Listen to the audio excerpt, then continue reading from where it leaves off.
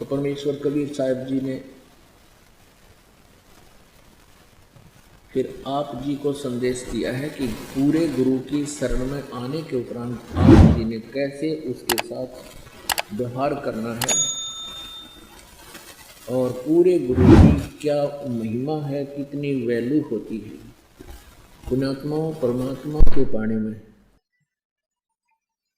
ये जो हमारी रीति रिवाज हैं ये भी बाधक हैं। परमेश्वर ने कहा है कि मन कर धीर बांध ले रे बौरे और छोड़ दे न पछलों की रीत। अब जैसे कल या आज जैसे भी राखी का त्योहार था,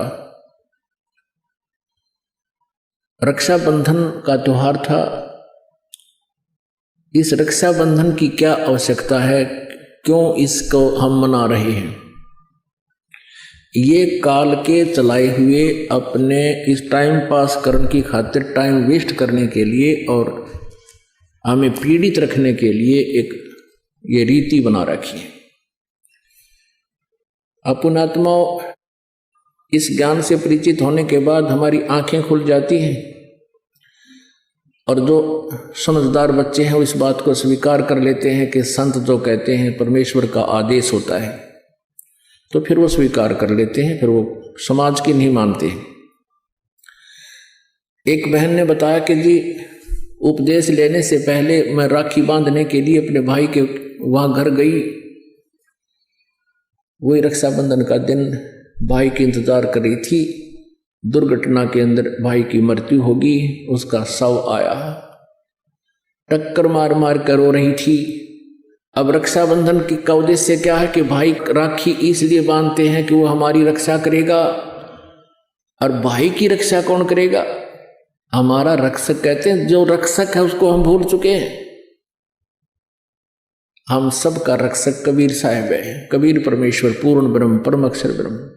हम सब ने भाई और बहनों ने मिलकर परमेश्वर कबीर जी का रक्षाबंधन बांधना चाहिए, राखी, ताकि भाई और बहन दोनों का रक्षक हो जाए।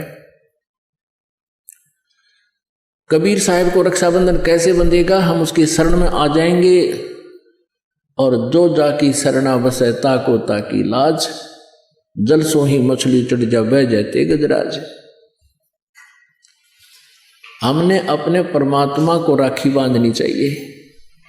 और दूसरा एक और दुख पैदा करती है ये रक्षाबंधन का दिन, जिन बहनों का भाई नहीं, अब वो रोती हैं पिछले कमरों में बैठ कर अकेली, आए हमारा भाई को नहीं, हम किसके राखी बांधेंगे? कोई चाचा के, कोई ताऊ के, कोई मामा के भाइयों की मुंह की तरफ ताकेंगे हैं। और फिर वो न सोचेंगे या पैसे लेने की मारी यहाँ आ जाती है, चाहे ना कहें पर अंदर में जरूर अवश्य होगा, ऐसा होगा। और हमने ऐसा ना करना है। हमने अपने ऊपर कर्जा नहीं चढ़ाना किसी का। तो इसलिए हमने रक्षाबंधन का त्योहार कैसे मनाना है? परमात्मा का नाम ले लेना है।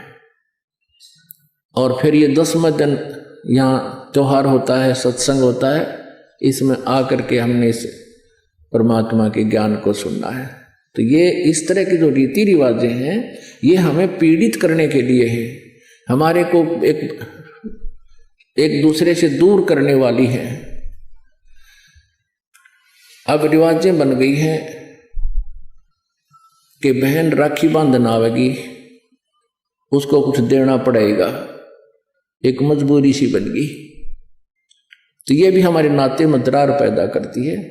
तो पुण्यात्माओं, जिन्होंने परमात्मा पाना है तो परमेश्वर के विधान को अपनाना ही पड़ेगा।